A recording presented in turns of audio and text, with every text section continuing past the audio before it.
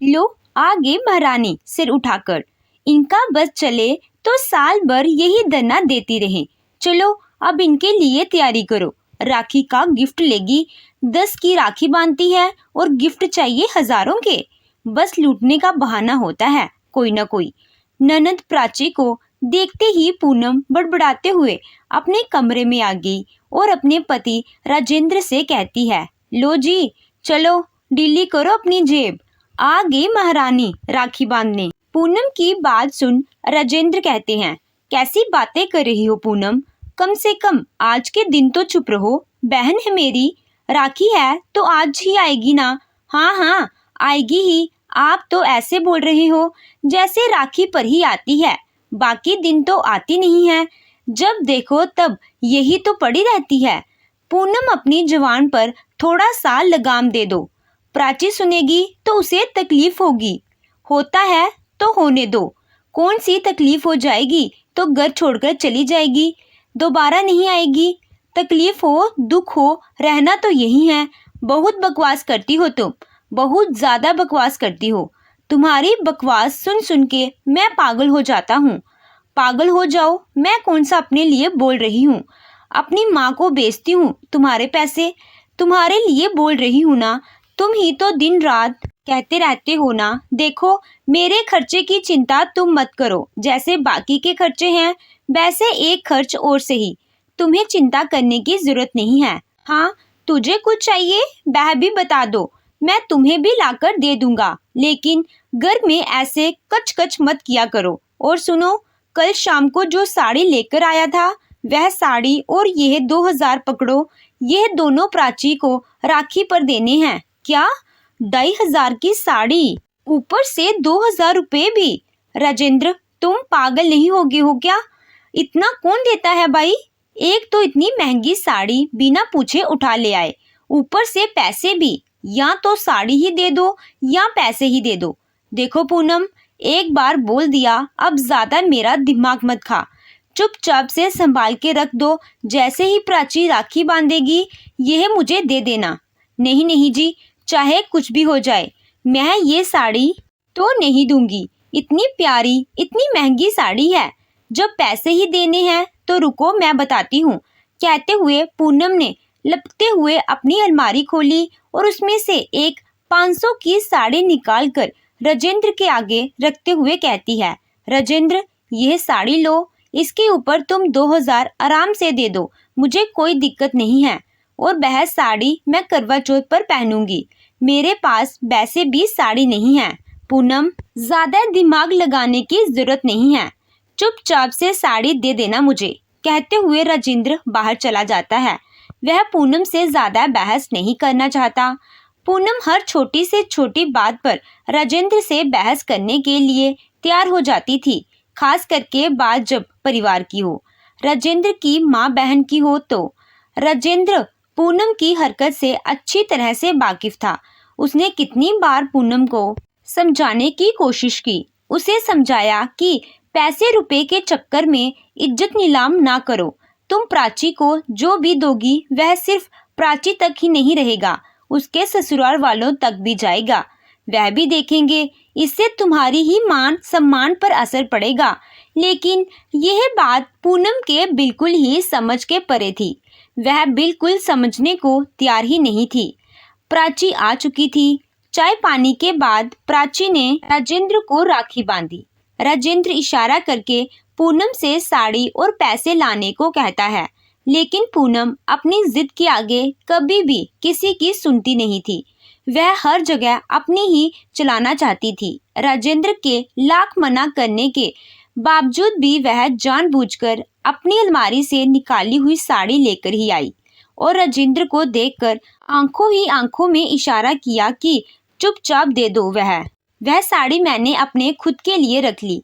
इतना समझाने के बावजूद भी जब पूनम नहीं समझी तो उसकी हरकतों से राजेंद्र को गुस्सा आया और वह पूनम की लाई हुई साड़ी पर पैसे रखकर प्राची को देते हुए बोला, प्राची यह लो, ये तुम्हारी भाभी की ओर से है। इतना सुनते ही पूनम हैरान हो गई। उसे लगा राजेंद्र कहीं अपनी ओर से कुछ और ना दे दे, इसीलिए तुरंत ही बनावटी हंसी हंसते हुए बोली, अरे नहीं नहीं, ये तुम्हारे भैया की ओर से ही है प्राची दीदी। पूनम की बात बीच में ही काटते हुए राजेंद्र ने कहा, नहीं, ये तुम्हारी ओर से ही है प्राची के लिए, मेरा गिफ्ट अभी बाकी है। इतना सुनते ही पूनम गुस्से में राजेंद्र को देखने लगती है। राजेंद्र, ये कैसी बातें कर रहे हो तुम? आप कौन सा नया गिफ्ट दोगे?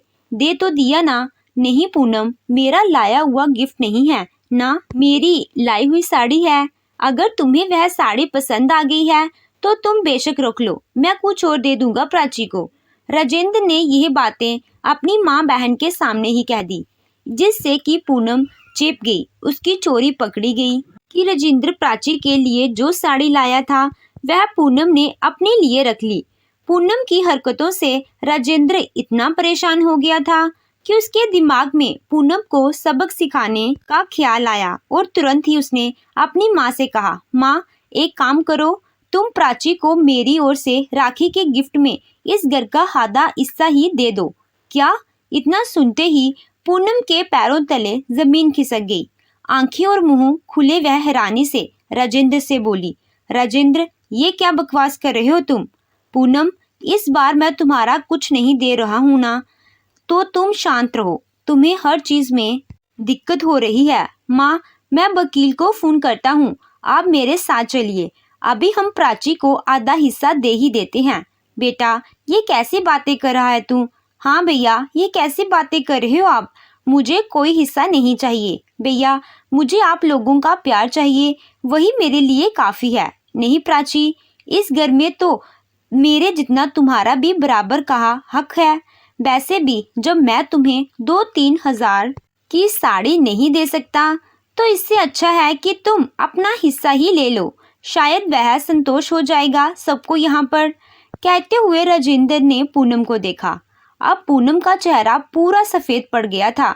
एक तो सबके सामने बेइज्जती, ऊपर से आधी प्रॉपर्टी भी गई।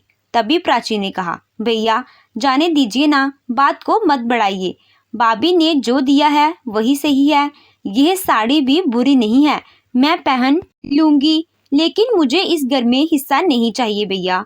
प्राची की बात सुन बड़ी हिम्मत करके पूनम ने कहा, सही तो कह रही प्राची दीदी, वह हिस्सा लेकर क्या करेंगी इस घर से? लड़कियों को तो मायके का प्यार, मायके में इज्जत मान सम्मान मिलता रहे, यही काफी रहता है। कौन से प्यार की बात कर रही हो पूनम तुम? कौन से मान सम्मान इज्जत की बातें कर रही हो? यही यह जो 500 की साड़ी लाकर दी हो, इसी में तुम्हारे प्यार, मान सम्मान, इज्जत सब कुछ है। शर्म करो पूनम, तुम तो अपने मायके जाती हो, कितना खुश लेकर पूरे घर में सबको दिखाती फिरती हो, क्या क्या लेकर आई हो। यही बात तुमने प्राची के बारे में सोचा? ये तुम्हारी 500 की साड़ी ले जाकर किस मुंह से दिखाएगी? उसके सास ससुर ननद सब क्या कहेंगे? एक बार भी तुमने सोचा ये साड़ी देखकर उसके ससुराल वाले क्या कहेंगे कि उसके भाई भाभी की कितनी भी औकात नहीं कि एक ढंग की साड़ी ही दे सके? यही मान सम्मान इज्जत है तुम्हारी? पूनम बेचारी का दिन ही खराब था। एक तो सुबह से ही राजेंद्र उससे लड़ रहा था, ऊपर से सास ननद के सामने वह बेइज्जती हो गई, प्रॉपर्टी भी हाथ से जाने वाली है, और इन सबसे बढ़कर राजेंद्र की डांट, जिसे सुन पूनम की आंखों में आंसू आ गए।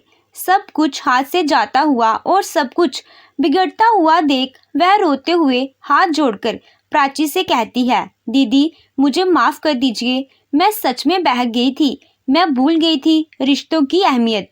भाई बहन का ये प्यारा त्योहार, भाई की राखी की कोई कीमत नहीं होती है। दीदी हो सके तो अपनी भाभी को माफ कर दीजिए। नहीं भाभी, ऐसी कोई बात नहीं है, आप परेशान मत होइए, वैसे भी यह साड़ी बुरी नहीं है, घर में तो पहनने लायक है ही, मैं पहन लूंगी। नहीं दीदी, अब आपको यह साड़ी पहनने की जरूरत नहीं है, आप रुकिए। कहते हुए पूनम भाग कर जाती है और राजेंद्र की लाई हुई साड़ी और उसके ऊपर से एक पायल रखकर प्राची को देती है। पूनम का बदला हुआ रूप देखकर राजेंद्र मुस्कुरा पड़ता है। कम से कम पूनम को अकल तो आई। तो दोस्तों, आपको ये कहानी कैसी लगी कमेंट करके ज़रूर बताइएगा। कहानी अच्छी लगी हो तो वीडियो को लाइक कीजिएगा, चैनल पे नए हो तो चैनल को ज़रूर सब्सक्राइब कीजिएगा। Thank you.